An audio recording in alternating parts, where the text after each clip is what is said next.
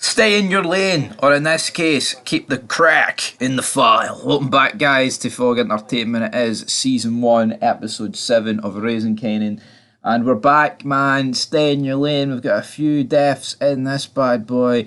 Not exactly great, not exactly good. So let's talk about it. We begin the episode. Raquel's on the phone to Lulu. Hello. And Lou is told basically to kill this guy, and it looks like the guy that's killed Scrappy, which, by the way, turns out Scrappy's not even dead, which I was shocked about. He's lost an eye, and he's got some serious damage to his kidneys, or was it his liver? I can't remember, so maybe we won't see him until Season 2, I'm not too sure in that regard. But yeah, Lou tries to kill this guy. This was embarrassing, he had him at point blank range, and he still missed. Seriously? I don't understand what's going on here. Lou, what are you doing? What are you doing, Lou? Come on. He walks in with a KG-9. Machine pistol, machine gun. Can't even fucking scalp the guy with a bullet, and the guy jumps out the window and escapes. And rightfully, Lou kind of gets berated here by Raquel. You've kind of got Marvin just sitting there like a spare dick, not much really going on for him. But here, I think it's good that Scrappy's not dead, but it kind of makes no sense that Unique's crew wouldn't kill him, considering the only reason he flipped was to snitch at the end of the day. But yeah, you've got a bit of a double date here. You've got Davina and Kanan with Symphony and Raquel, but she's not happy about Symphony. They make up, though. I've got a nice wee double date, brilliant. Yeah, we see a few scenes here. Raquel speaking to the woman in the shop. Oh, my husband looks like... I could see Raquel killing this guy. She meets with her cousin. She's talking about, plans with Sympathy as well. Hopefully I can get out of this stuff. And, Sympathy, you're good with Kaden. You'd be good with kids. Maybe we can have that life. And it's just a deal where I get a paycheck at the end of every month from this, and I'm not actually running things because Lou's be running things. Really, is Lou really better than Marvin? I know Marvin is a loose cannon. I don't think you can, but Lou just doesn't really seem to have anything about him. I don't understand it. Hard though, he pays a visit to Kanan. So how's that gonna go down, brother? How is that gonna go down? Next up, we have got Jukebox. So her storyline this episode, what have we got with her? Well, essentially she's trying on dresses, getting ready for this ball that she's going with Nicole. But it's a black girl here. Some of the store owners are like, oh, did you leave them in there? And she's like, yeah. And it's like, racist stereotypes. But hold on here. She's talking to a character that's fucking gimmicked up to this point, has been stealing shit. So, if it's her first instinct and it turns out the person has stole clothes before, does it really make her that bad? Anyway, I digress. Kanan, though, this is disaster class here. He comes back. Turns out the whole gas station spot was his idea, which we knew about, but it's going well, but they need more drugs. But instead of ringing Marvin, what does he do? He decides to cook it himself, and he cooks up a deadly brandy, hat bash, whatever, man. Not good batch, that's the word we were looking for there. And what happens here, man, they start dishing out a few trial editions, so to speak. Kenan's walking with one. He high-fives Jukebox as hard was speaking to him so she can take it in case he searched him. And then it actually ends up killing 5 homeless guys that are on crack.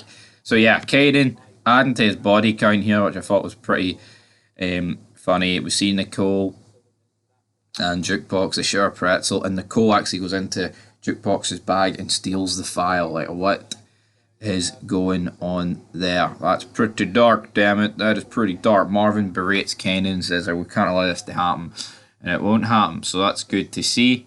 What else have we got throughout this episode? We've got Nicole. She doesn't really want to do this whole ball thing. She's looking forward to going with Laverne. We're going to sneak Laverne in the back door. Well, at least that's the plan anyway, but our mother goes in, yeah, that girl forced herself on top of you. You want to be with a boy. And it's what's so, funny about this? It's it's weird. They're trying to portray the boy as good here, and, Jukebox is, the rapist, which is bizarre, especially because he's white, but, Anyway, roles reversed and all that, but obviously it's making the mum look bad, and the dad's like, "What, you're forcing our daughter to have sex with this child," which was bizarre. But yeah, we then have Jukebox getting ready. Raquel comes in, and she's like, "Oh, I'm not going with a boy. I'm going with Nicole." And Raquel's like, "I'm not your father, Marvin. You know, I love you for who you are." And it's like, yeah, of course, Raquel. You know, the woman is the one that's understanding of this lesbian relationship. You know, it's like Raquel. It's like butter wouldn't fucking melt. Like, why? Would that not make for an interesting dynamic though if Raquel was against it? But you just see like even in these modern day shows that's set in the past, like they've just got the woke tendencies in there. And I'm not saying back in '91, man, everyone was homophobic and all that shit, right? Even though I wouldn't even say it's homophobic, maybe they actually just want grandchildren. You know, it's as simple as that. Anyway, I digress. But Nicole's no coming out. She reaches into the bag, whips out her big crack pipe. Obviously, she just started smoking last episode, puts the crack in, she's listening to Laverne's voice, but obviously this crack's deadly, dies, face plants, holy shit, Nicole, pretty decent sized character death, in my opinion. As well, whilst we got this episode, we've got Lulu meeting with Unique, and Unique's like, offers him to join his crew, but then what happens, of course, he's like, nah. He's like, yeah, I get it, she's your sister. He's like, no, it's not because she's my sister. It's just I wouldn't hang with little bitch-ass niggas like you, which I thought was funny, and Mr. Pussy'd over here. And he's like, I was fucking you. So yeah, Lou laying the smack down here verbally. Jukebox, though, ends the episode with a bit of narration for growing up Kanan as he spoke to his mum about hard, and she's like, don't ever speak to him again sort of talk. So yeah, guys, that's Stay in Your Lane. I mean, I thought it was a pretty decent episode. What I would say is, it's this whole. I can't believe I didn't kill that Scrappy guy. I thought he was just dead last episode. It kind of makes no sense for Unique not to kill him.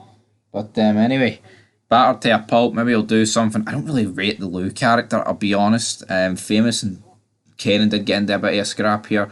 So yeah, but that is the interesting thing about this. Like, apart from Jukebox and Kanan, unless there's anyone else I'm forgetting that stood out in power, all these characters must go somewhere or they must die. And that's the interesting thing about prequels. It's like the same when you watch Better Call Saul. It's like, what's going to happen to Lalo? What's going to happen to Hard? What's going to happen to Kim? All these questions are being asked. But anyway, guys, leave your thoughts down below. I will give this episode a 7 out of 10. And until next time, that is it here for Fog Entertainment. R.I.P. Nicole. Thought she was a decent character for what she was. But that's her dead. And what will the aftermath? What will the reaction be to that? We'll have to wait and see. But until then, peace.